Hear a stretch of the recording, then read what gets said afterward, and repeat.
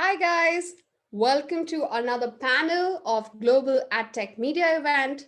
Today we would be talking about all that she wants. So all the lovely ladies that I see attending now and joining now, welcome to the team, and also the men.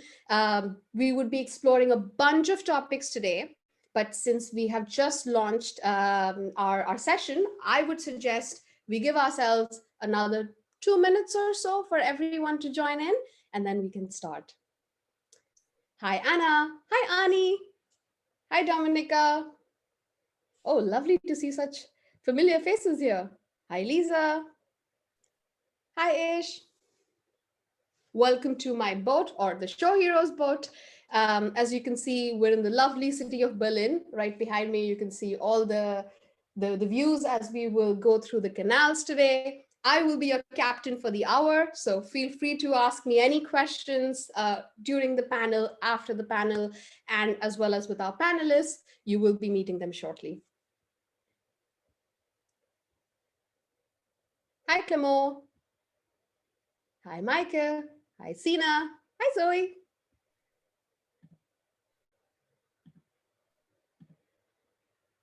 That's quite a few people joining in. I mean, I knew that we had such strong panelists, but it's amazing to see such a strong audience as well. Hi, Cecilia. So for those who joined later, we will start in like less than a minute. We're just giving time for everyone to start dialing in. And in the meantime, all of you, feel free to grab yourself some water, some coffee. We're going to keep it super casual today, and we're going to just have some fun.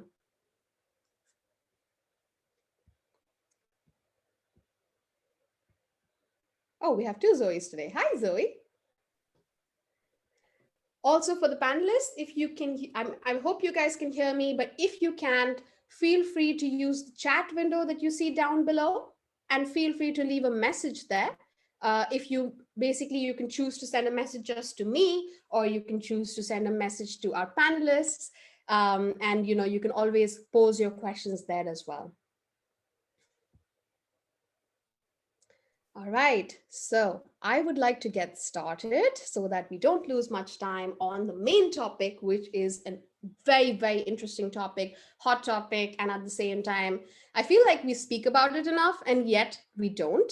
So I would like to remind our guests and our panelists today that in total we have 45 minutes today, and without further ado, I would love to talk about why the panel All That She Wants.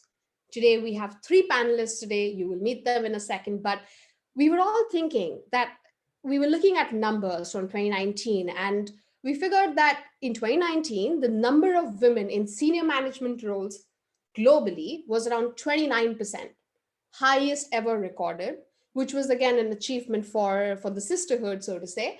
But in 2020, that number did not increase that much. Now, a lot of times whenever the word feminism comes up or women empowerment comes up, everyone likes to talk about it, but nobody gets into the how. Like, what can you do from an individual perspective? What should be done from a company perspective? And what can be done as a mix of both elements to provide and to allow our lovely women to grow and to thrive and to just be able to be themselves. So this panel, and I'd like to remind that to all our male guests and our listeners as well, it's not an anti-guys panel. It's not about what men can't do. It's not about you're downplaying someone or underestimating someone, but more about uplifting women overall. For this topic, I could not be happier to have the panelists that I have today. Our first panelist for today is Ty. Ty, you can turn on your camera now. She is currently the EMEA lead at Facebook, and she's leading the media strategy side of things. She comes from Brazil, and she has basically sold two businesses before she got to Facebook, and she has over 15 years of experience in the ad tech space. That's massive. So without further ado, I'd like to introduce you to Ty. Ty, feel free to introduce yourself as well. Thank you. Hi, everyone. Thank you, Tanya, for the lovely intro. Really appreciate it. I think one thing I would add as well is that 15 years of experience, some with great experience with women in leadership, some not so great, which is why I'm here today to continue that conversation and make sure that we all can be women who empower women and can always inspire women that are coming to our industry now to continue growing. So very excited to be part of this panel. Welcome, Ty. We're very happy to have you here. Our next guest for today is Marita. Marita, you can turn on your camera now.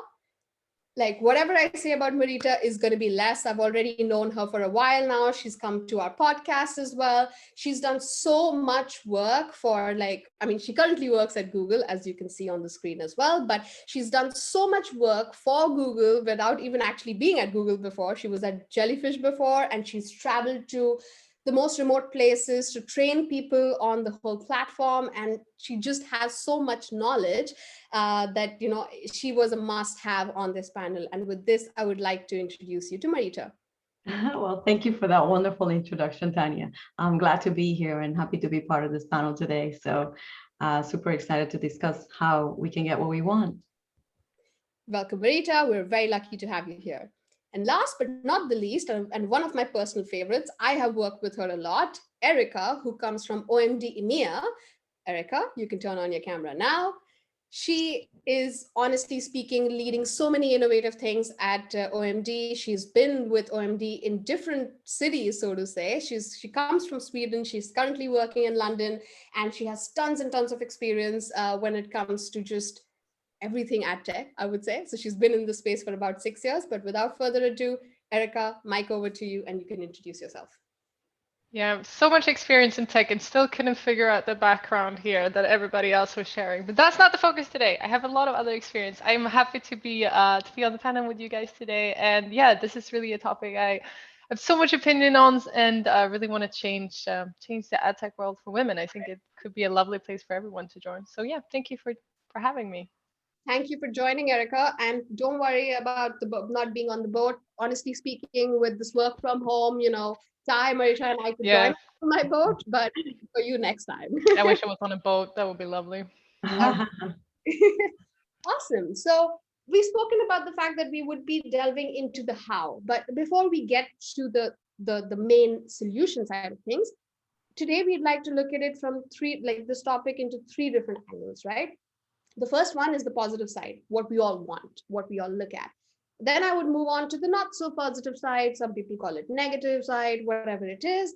Last one being the causes. So my first question is going to be addressed to Ty. It's a topic that we've spoken about a lot, that women can make better managers. Not saying that men don't, but if only we focus on uplifting each other, if we focus on just naturally being ourselves, given that we're good at multitasking, we're naturally just more amicable to work with. We have just the know-how when it comes to just figuring out how to deal with different situations in different ways. I would like to ask Ty, what is your opinion on that? What has your experience been in the ad tech space, and what have you learned from your managers? Because we know that you've had women managers in the past, so maybe you can tell us a bit more about that. Yes, absolutely. So as I said in my intro, I've been fortunate enough to work with some incredible women that are my mentors to this day. But I also had the bad luck to work with women that, because very early in my career, because they haven't had the opportunity themselves, or it was harder for them to break through the glass ceiling, that they kind of had a feeling that because they struggled, anyone who comes after them should therefore struggle as well, because it will build their character. They don't do this in a bad way. They just generally thinking they're helping you or toughening you up, without realizing that they're impacting your self-confidence and the quality of work, right? Because leading with fear is never a good leadership style. So that's why I'm very passionate about this, is we have a responsibility. I think women have this idea that we either too sweet, too soft, and because sometimes we want to hide that kind of kinder side, then we become too tough and borderline rude. And it's like that there isn't just those two options, right? There's so much in between. No, that's absolutely right. And I also feel that in the past, there were just not enough opportunities, so to say, for women. And sometimes I believe that could have been a reason for cannibalizing other people's progress. Yeah. So I, for example, I'm surrounded by so many wonderful women and men at Show Heroes, for instance, and we're always looking at uplifting each other. Marita, Erica, what have your experiences been like? Well, my experience, I have met a lot of women that have really uplifted me and taught me many things. But just like Ty, I also have met some gatekeepers, I would say, some people that are not as positive or as welcoming. But I always really focused on those that did uplift me, and I always found somebody within the organization that I can look up to. So I've had wonderful mentors throughout my career and support. So it's 50-50. So I guess you should decide what you focus. And I always like to focus on what's good for me, which is usually and always the positive. No, I agree. I think the same. I had so many nice role models, both on the male and female side, and it's just about picking the right one. There's definitely people around you that will always like try to make you feel ashamed of whatever accomplishments you have. And as a woman, you have a tendency to grab onto the negative rather than the positive, and just like trying to filter out. But I do say that having someone to champion you further up is such a crucial point. It has been for me my entire career, and one of the main reasons where I'm at today, because other people have believed in me, and I've been filtering out those who didn't, because it just didn't help me at the end. Yeah, absolutely. And yeah, it goes back to, the whole point where if you have not had the opportunity to grow in your career, think of it in a positive way, that if I didn't have it, how can I make it easier for someone else in this Yeah, space? And absolutely. for our audiences, by the way, I do see you guys asking questions. That's amazing. Erendira, lovely to meet you. She's dialing in from Chicago, so we have people from all over. Who would like to take this question? You can just raise your hand, and one of the panelists can answer that. We will be discussing this topic a bit further in a second anyway, but her question is, why does it seem that tech field is only for men? Gracias. It's a good question. Who would like to take this answer? Can I just take that? Yeah, I'm like, sure, go for it. Well, I think it's just a perception. It's maybe we should speak up more.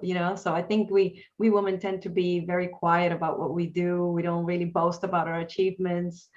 So maybe that could be the reason why it seems like it's all men.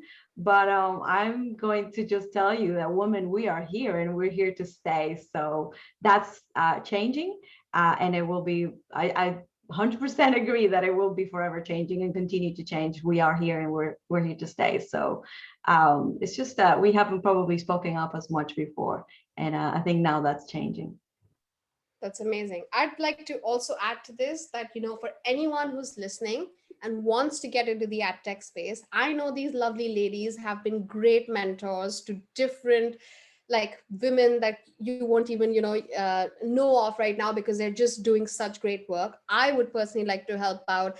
I have been in the ad tech space for about 10 plus years now, and I've worked at different places as well. So if anyone's interested and wants to know how to do certain elements of the job, whether it's something to do with Facebook or something to do with Google or something to do with an agency or something to do with the supply side of things, which is what ShowHeroes does, feel free to reach out to us. You have our names here. You will receive, details later on as well. You have our names in the email that you signed up with as well. We would be more than happy to have you as our mentees, or maybe learn from you even. Who knows, what we can learn from you guys. And that's the whole idea of the panel today. The next question would be to Marita, but for the audiences, Marita and I, we've discussed this as well in the past, that women are rather modest for the jobs that they do. We have people who are managing their homes, their kids, their husbands sometimes, which can be a topic depending on where you're coming from. And yet when it comes to asking for the money that they deserve, we all know about the salary discrepancies. It's not a hidden topic. It's not an old topic. What is the right way to ask for this salary increase? What is the reason for this thinking? And do you think it's just a natural habitat, Marita, that it's just something that comes to women naturally, that no, I don't know if I'm worth this money or not? Or do you think that it's an imposter syndrome driven by society? That's such a good question. I think I encounter that almost, on a daily basis with my colleagues and with my friends when they're changing jobs and they're thinking about, their career. I think women, we conform to stereotypes, and men as well. We associate a good woman as she holds back, she's warm, she's caring. Nice girls don't ask. So if you ask for things, maybe you're just not being a nice girl. And on the contrary, men are asked to be assertive, compete, take risks, and they take a much more active approach compared to women to getting what they want by asking for it. So negotiation is seen, generally in society, maybe as ungratefulness. It's like, why are you asking for more? Why are you being so greedy? Maybe lack of social competence as well, meaning you don't know your place. So I think understanding your place is part of not negotiating. And then there's a lot of external pressures that discourage women from asking as much as men do. Like I said, being seen as the nice girl. But me personally, I see negotiation as a collaborative effort. You see, I have a different view. I feel like negotiation is aimed at finding the best for both people involved, so that everyone gets more of what they want, right? You get what you want, I get what I want. So I see it as something very positive. I am a programmatic advertising expert. Programmatic is all about real-time buying, bidding, online auction, and trading. So negotiation for me is not an option, is completely part of a survival skill. So what I feel is that women sometimes feel like asking is not seen as nice, but also there's some other women that don't think that. They're like, you know what, I always ask and I never get it. So especially if you're female, you're probably not going to get everything that you ask for because of preconceptions, the systematic bias. But what I do ask for everybody here and everybody that's going to listen later is do not lower your goals. I've never lowered my goals because someone else feels like my targets are full. Like, when I was in university, a professor said, Marita, how much do you expect to earn? And I'm like, oh, this amount. And he's like, oh, you're joking. You're never going to make that amount once you start working in advertising. And I made it my personal, it wasn't really vendetta, but I did invite him later when I was an executive at a big advertising agency as a guest speaker. And I did tell him, I guess we're making much more than what we thought. So it was, just me giving a little bit of personality. He was actually very proud. But do your research, prepare your pitch, find out what the go-to-market rates are so that you're not shy about it. And also look at your internal measures of comparison. I always think about all the sacrifices I did when I was a student, all the late nights studying, the buses, I think of all the bad things because I'm like, I want to value myself and I'm going to ask for it. So one of the things that I recommend, if to get out of the natural habitat, even when you get an offer, even if you think, wow, that's so nice, I'm happy with it, you may be surprised that you will probably receive more if you ask for more, and you're going to walk away proud from it. So it's nice to also see that many organizations are experimenting new negotiation ways, and they're trying to overcome systematic bias. I know in my company, we are always trying to do that. So, it is your personal responsibility as a woman to take control of your career. Of course, there's external factors, but don't just know your worth, also ask for it. And that's my answer to that question. That's a very strong answer. I also would like to add the fact that you should always ask for help. Like if you feel like someone else is earning more, and especially if it's a woman, I mean, men know how to ask for their worth, I guess, more than women and less as compared to just global standards. I would suggest it's very important. I know from an HR company perspective, sometimes it can be a tricky discussion like, hey, how much do you earn? Hey, how much do I earn? But not look at it from a comparison and competitive standpoint, but what can I do to get the salary that I'm actually worthy of? I know that I've personally had these conversations with my colleagues, whether they're present or ex, and the idea is not that, oh my God, she's earning that much, oh, she must be definitely, earning like XK or whatever per year. The idea is just ask for help and be ready to accept it. It's okay that just because you're not making an X amount of money today doesn't mean that you will not be able to make it in the future. And maybe these women that you're reaching out to are able to support you. So that would be another thing that I would add to this point. Erica or Ty, do you guys have anything to add? Yeah, I think like a lot of good points, and definitely quantify your performance. Like you have career conversations, make sure to put down objectives, make them hold their words towards those objectives, know what they need from you to reach a certain level, and make sure to that every month, every week, like pin it down. Because when you have it, this is what you asked me to do, this is what this is what I achieved. Like it's hard because a saying like I feel I'm worth this money, it's subjective, right? They can be like, well, I feel differently. But if you say, this is what I accomplished, this is what you asked from me, and this is what I gave you, that's harder to say. That's a subjective thing. So yeah, that would be my tip. Yeah, it's a great point because we're all in ed tech, so we have to be data driven, right? Yeah. If I could just add one thing, in terms of resource, one book that actually really helped me was the Chris Voss Never Split the Difference book. He was an FBI hostage negotiator, so much higher stakes than a pay rise, I guess. He also has a masterclass. If anyone has the app or has signed up to masterclass, there's a whole study on negotiation, and some of his techniques are very easy to try, and especially for women. I think there's ways that you can start small and feel more confident. So highly recommend those resources.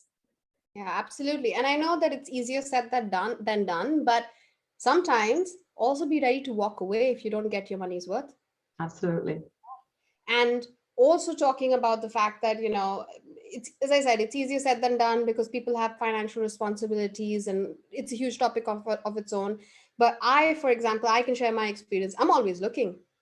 I love my company. I love where I'm at, but that doesn't mean that I don't know my money's worth.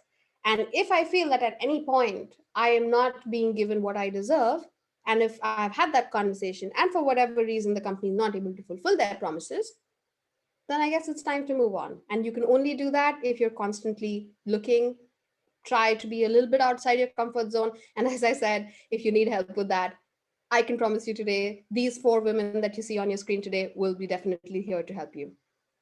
With that, talking about salaries, talking about men, I would look at it from a man's perspective now and think about the fact that, maybe women are asking too much. We never stopped you from achieving. And a lot of men didn't, we also have very strong, good, caring, as women use it as a word sometimes, men in our lives who obviously want to encourage us, and they never stop us from doing what they do, but they're like, but should I be giving up my position just because you're a certain gender or a certain race or certain whatever?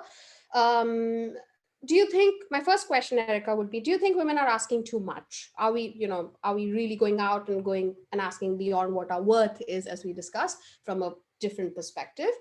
And also the perception that women are naturally better at certain tasks, and this goes in line with the question that was asked. In tech, you think of men. HR, finance, maybe you think of women. I know that my finance team is being led by women, which are very, very strong and independent. Business informatics, analysis, day-to-day things like driving, like men are just better drivers. Who said that? Who made that rule up? And on the other hand, people are like, no, you're a woman, just don't be in a sales role, you'll have to do extra hours, don't be in a this kind of role, so be in an HR kind of role. So is it more society driven again, or is it just the lack of abilities that has over a period of time shaped the career of women in certain ways? What do you think, Erica? So yeah, there's so many answers to that question, but I definitely think there's so much research like just busting the myths around women's brain being less logical, and bringing science to show that we actually have the same capacity. However, obviously society has such a big impact on how we perceive things, what we see ourselves worthy of.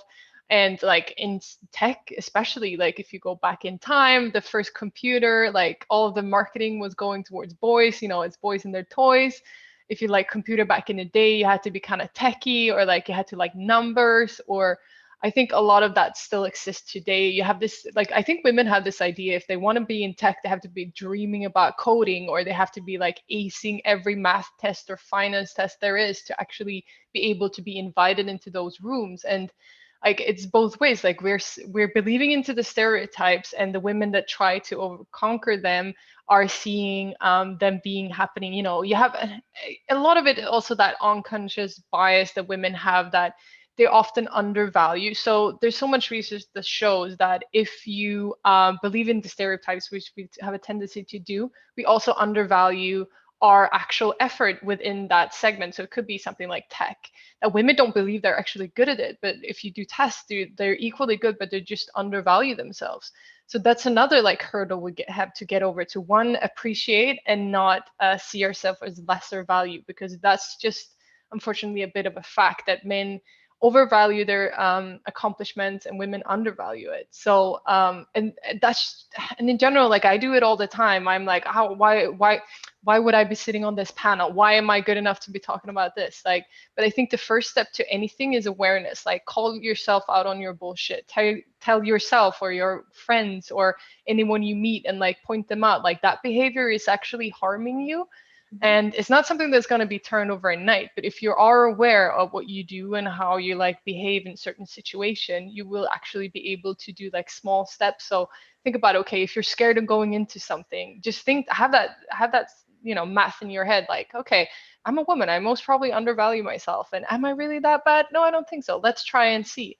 And then on top of that, I think in general, more women are more likely to like discount positive feedback about ourselves. It's almost like someone gives you a compliment, you're like, and then you're already gone.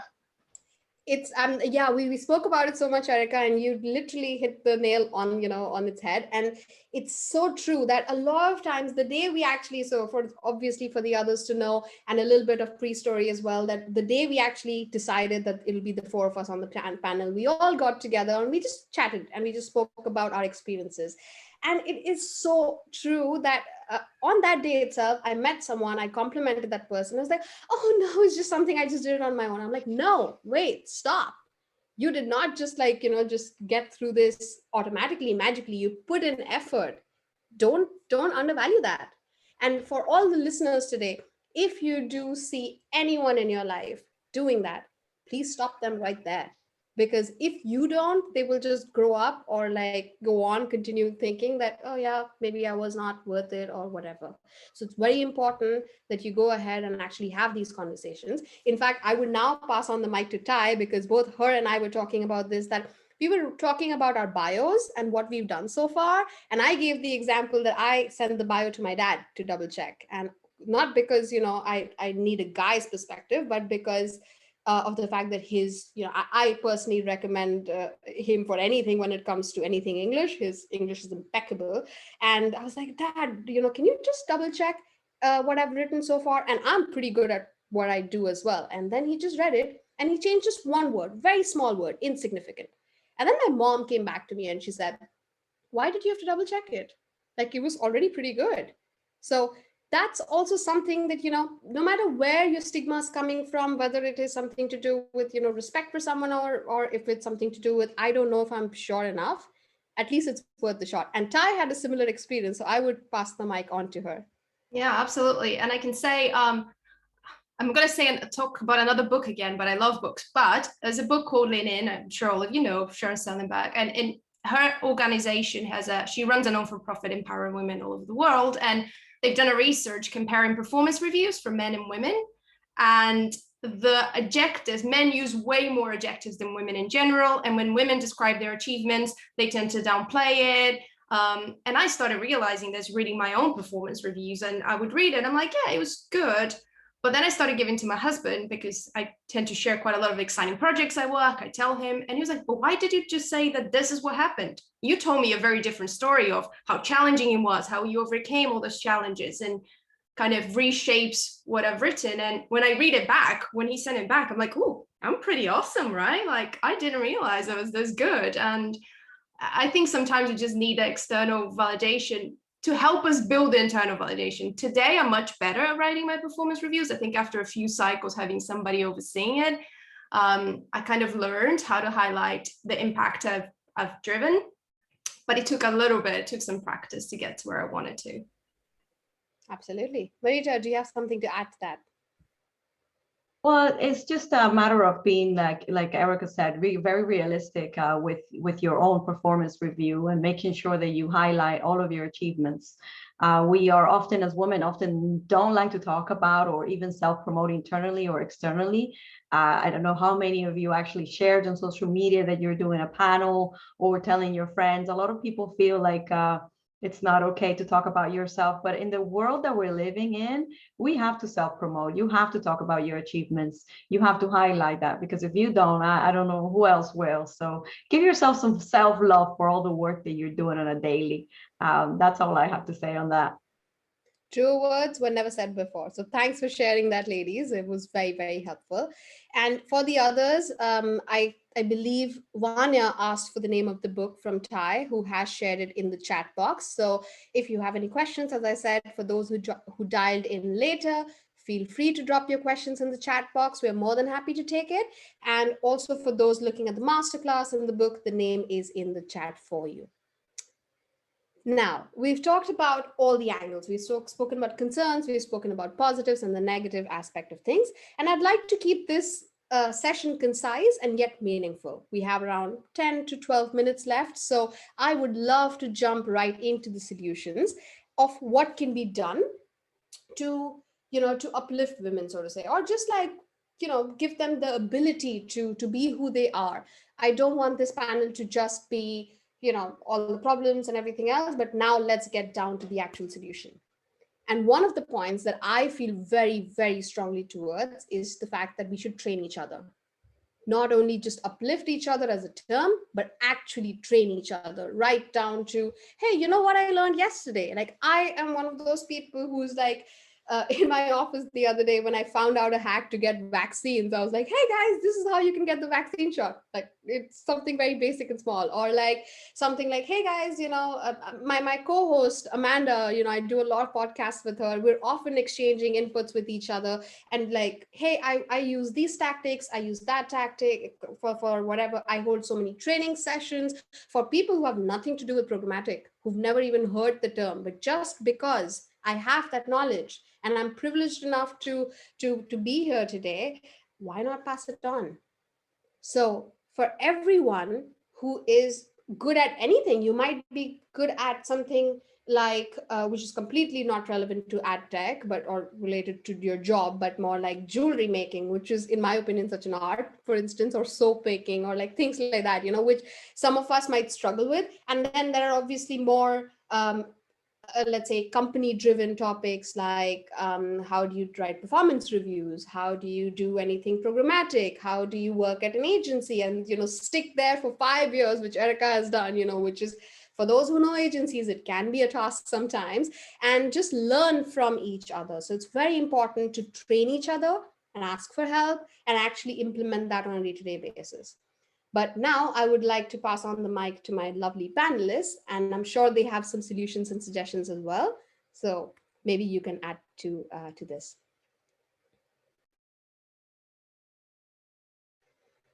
I love how everyone's quiet, because everyone is like giving the other person the opportunities to, and I really appreciate the sisterhood. So I would like to start with Ty, and then we go in clockwise direction. Yes, I think one small change that we can all make, everyone on this call can make, is we talk a lot about mentorship, which sometimes can be complicated. What is not complicated is to be somebody's ambassador. It doesn't matter what level you are. If you see other people doing outstanding work, you should definitely let their manager know. It takes a minute to say, I've noticed that person went above and beyond on this, just wanted to let you know. Had a pleasure working with so-and-so. And it's not only for men and women. I think we need to be women who champion women, but also if we notice our counterparts being good allies, we need to acknowledge that as well. And it doesn't take any effort. You don't have to be in a leadership position to be able to do this. So I would encourage everyone, when you leave this session, think about one person that you've noticed has done outstanding work, and make sure that you thank them, or you send their manager a note, and be a good ambassador. Yeah, I would agree with that. And I also want to mention that there's a lot of, at least in my company, there's a lot of employee resource groups. So organizations like supporting women in tech, If there is none in your company, maybe I would, encourage you to start it up. I'm sure a lot of people will support you. So there's groups where people get together, like almost support groups. There's also communities, about Latinx community, LGBTQ plus communities, that they get together and they support each other, and they talk about the things that can positively impact them and improve, or help them, how do you say, talk about that diversity and inclusion and engagement, helping out somebody. Like I'm very vocal about helping anybody. Like I had a friend today just call me, she accepted a new role, and she's like, I'm flying to France, I don't know how to ask for an extension, like delay my start date. I'm like, you don't have to ask, just tell them, be assertive about it, tell them it's a reason, there's an actual reason why you need to start later. So express how you feel, and you will probably see that a lot of other people in your organization feel exactly the same way that you do, that they need more support, that they want to talk about these issues and engage to empower each other. Definitely.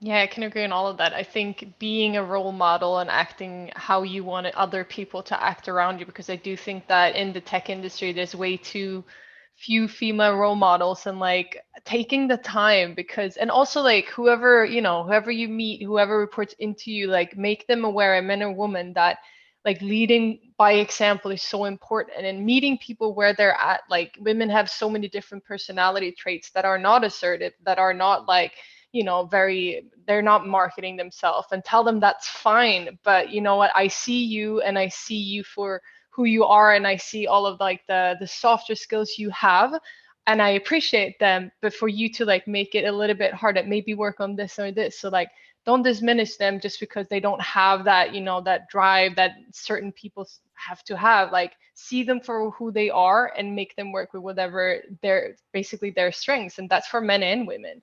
I think we can change this this idea that we need to have certain skills, and just see them for where they are, make them aware, and also like surround yourself with strong women privately as well. Like, just like Rita said, like find people in that needs your help or can help you, make them remind what's good or bad. Like, we need to call each other out on our bullshit when we're being typical women, when we're like backing down from what we're good at, and we need to remind ourselves. So I think, so in general, share, communicate more. That's the way, I think. Yeah, absolutely. And the ladies, you couldn't have said it any better. We also have like, we've spoken about so many points. One of the other points that comes to my mind, which again, depending on where you're from, could be very, very important. But we're talking about technology, right? But a lot of people don't have access to technology. And us, I mean, I know I'm privileged enough to be able to buy another phone tomorrow if I want, or another laptop if I want. And in those cases, I don't end up donating my old devices. I just end up keeping it somewhere that maybe if something breaks, I'm going to go ahead and use it. But you never end up using it. And even if it breaks, you want an upgrade. And one thing I've noticed is that how will women learn how to use tech if they don't have access to it? How will they learn how to use Word, Excel, basic things that we don't even think about on our day-to-day basis? So if you are in a country, or if you have access to any of these, there are a bunch of organizations that donate devices. End up doing that, because you never know where you might end up helping someone, and actually help them from a technology standpoint as well, helping them learn, helping them grow, and helping them just be the next person that they're going to be. And they probably will not know it was you behind it, but at least you can go to bed with a good night's sleep. And it's not just for the women, men as well. Like, if you have any devices, or like any gender, actually, I'm going to be very specific in saying that, because I know, and that's a different topic altogether, no matter where you're from, no matter what your age is, no matter how much you earn, if you have something that is not being used, that can be used for someone else, especially technology, feel free to donate. Any other suggestions that you guys have from your side? Well, I find myself, even when I'm at restaurants, I travel to the Dominican Republic because that's where I'm originally from. And there's like tiny restaurants. And sometimes I'm like, oh, this is such a good restaurant, but you could never find it on Google Maps if you weren't, because they're not listed. And I just be like, hey, and then I just talk to the manager and the owner, usually small business owners, and I show them, like, this is how you're going to add your restaurant to the Google Maps, because people want to be, they want to be able to see it. You're in a very touristic area. area. And then my mother was like, you ended up working there. And I'm like, Mom, I love what I do. And if that helps people, enable women, business owners, independents, and it's just part of it. So what I mean to say is that even when things seem like really small, giving somebody advice on how to use Facebook, how to use Google, how to do digital marketing or technology in itself, do it. Tell them. I've had people that didn't even know that UX existed, that that's a job, or women that have asked me, oh, I don't know coding, how can I work in digital? And I'm like, oh girl, listen, I got a whole lot of things to tell you. So just be open, be how do you say, resourceful to people whenever you can. I think that's one of the things that I like to share what I know with people. I'm very sherry. I don't like to keep secrets like, oh, this is how I did it, I'm not going to tell you. I want everybody to know how I did it. So I want to give you that partnership, that support. So if you have questions, feel free to link me in and ask me in anything. I think supporting and helping each other in that way is also very useful. Thanks, Marita, and that's really helpful. We do have one question coming in on the panel. I will take it towards the very end. We have 3 minutes left. Just talking about, the summary, because again, one panel of 45 minutes to discuss such a huge topic is never enough. And yet we'd like to kind of summarize that in pointers, so to say, what we've discussed so far, and then we'll take the last question before we end the session. So talking about summarizing everything in just 10 points or 5 points, so to say, if you need to ask for a salary increase and you believe that you need it, Marita, Tanya, Erica, and Ty are the 4 names that you need to remember when you need to have that discussion and you don't know how to. We would always be there. And of course, there are lots of resources available online. In case we're not available, don't be shy, go for it, ask for your money's worth.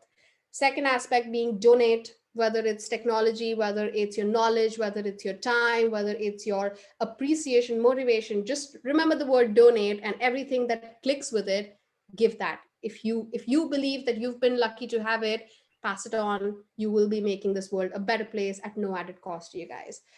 And just like so many topics, but like work from home has made so many things easier for women, also difficult. It's also another topic of its own, because women are just handling and juggling so much at the same time. But companies can have a key takeaway that, like I was talking about it, that nobody asks me if I start work at 9 and if I end work at like 6 or not. Like I could be starting at 9, stopping at 12, going out for like 2 hours, 3 hours, and coming back and doing my work. And my manager, who's actually a guy, I actually have 2 managers, like the CEO of the company and the VP of business development. Both of them never question me, not once. What were you doing? Why are you here? As long as they see that I'm doing my job. So it trust goes both ways. And I would suggest that, I would encourage companies to be more flexible than what they are and understand also in the future the work from home possibilities. Talking about training, uplifting each other, giving time, and I feel that there's so much to discuss also when it comes to like paid paternity breaks, because I know a lot of countries do it, but some countries don't. Actually, let me rephrase. Some countries do it, a lot of countries don't. So at least if you are an HR person, think about it, consider it. Maybe your country doesn't do it, but you as a company can. And if you feel as a woman that you need this, ask for it. And with that, I would like to start taking the last 2 questions and also some of the compliments that have come in from the men, actually. So Ari says, excellent panel. You aren't just strong women, you are the future. Thank you for paving the way for so many and for educating us men on the ways to improve and support women business. Thank you, Ari. We really appreciate it. And as we said, this panel is not against men. I'm sure there are people like you that are strong supporting men out there, and it's just more about educating and uplifting each other. Talking about the questions, just the last one would be, what would be that one woman in the ad tech field each of you admire? I can start. One of my and Marita's close friend, Danielle Darko. Yes, I'm so glad you mentioned her. Of course. I mean, I will obviously send her a shout out later on as well. But when I started in the ShowHeroes space, I didn't know zilch about branding. I came from performance. I didn't know how to do a meeting, and I went into a meeting with like a 40-page deck. We still laugh about it when we drink. But she took that meeting with me. She told me like, it's interesting, maybe not right now, but I will test you out. And she did. And I mean, I made sure she didn't regret it. And to be honest, she's my role model. So Danielle, if you're listening, thank you. She's amazing. She's a great friend and a supporter. I love to talk about women, and I root for her in every single opportunity I can. Not only is she professionally, a great, woman in tech, but she's also personally a very personable person. She goes to the gym. She's goals. So I'm glad you picked her because I would pick her too. I agree. How about the others? Maybe if you can just summarize that in like one sentence, because we have literally 1 minute left. Yeah, I'll follow Marita. I'll take Sophie Neary. She's a Facebook director and she lives a full life. And that's what I admire. AdTech can suck the energy and time out of you. And when you get to a senior position, you're able to live a full life that includes both career and fun and relationships. I think that's the kind of person I look up to. Cool. Okay, so my person is Debbie Forrester. Like, this person, I don't know how she does. She's she's a consultant and she's the co-founder of the Tech Talent Charter, which is like a UK industry collective which aims to deliver like inclusion and diversity into all of the UK tech force. And like, whenever she does a podcast, like I'm on it. Like, I don't know, I could follow her anywhere. She's so cool. That's amazing. I don't know if we still have time for the last question, but this is a very important one. So I'll try to summarize it as quickly as possible. We have 2 minutes. How do you deal with mansplaining at workplace? Someone has asked that anonymously because they often get harrowed by it. So guys, ladies, if you can help this person real quick. Well, the way that I deal with mansplaining is I let my work talk for itself. Sometimes, in the middle of a situation, they try to explain things, and then I usually, after I take some time, after the meeting, I don't really do it in right away, and I say, would you like to discuss a little bit more about my background? So, I noticed that you had some things that you wanted to show me. Maybe if I explain a little bit of my background, that will give you a little bit more of assurance of who you are speaking with and my level of expertise. That is a much more assertive conversation, but in private, not in a public environment, unless they're like ridiculously disrespectful, which I haven't found yet in my environment. But I have found men who do question, specifically now. I only started in February. So it's sometimes you do have to show who you are and your background so people can start to trust you. So I usually do a one-on-one on the side and tell them, let me tell you who I am. Can I add one quick thing? I learned this amazing technique for when you're about to lose your patience, right? You only use this in extreme situations, but you always say, I'm sure you didn't mean to explain so-and-so to me. I've used this with people and they're being rude. Like, I'm sure you didn't mean to be rude, right? Like, it breaks people straight away because they were like, oh, wait, what? Like, and you're not rude. You're just like, I'm just sure you didn't mean to be this rude, or you didn't mean to explain programmatic to me. And it tends to work. But save that for when you're losing your temper. Yeah. Erica, maybe one last sentence from you and then we can conclude. I'm a person, I just call them out on it. Like, I don't say that's a tip, maybe a recommendation. I think that one-on-one could be good. And then certain times, like, sometimes I'm just like, if they're happy with that, you go ahead. Like, I'm doing my thing here. Like, I'm already, making a point to the people that cares for me. If he want to steal my thunder, like, maybe I'll give it to him a little bit. Maybe he needs it. And mansplaining isn't only for men. Women do it all the time as well. So I would too. I would just call it out, and people at work sometimes love or hate me for it, but I'm like, you know what? Like, I don't care. No, but do pick your battles though. Like, be careful because it can be quite take a lot of energy. So it's a good, all depending on situation. I think you have 3 good choices here. All right, perfect. For everyone else, feel free to ping us later on LinkedIn, whatever. We'll be more than happy to answer. For now, thank you, Smart, for having this event, and thank you so much. It was a pleasure to have you panelists here. And let's get big soon, ladies. And Erica, hopefully you join us on our boat next time. Yes, I will. I would love to. All right, guys, have a lovely day ahead. Speak later.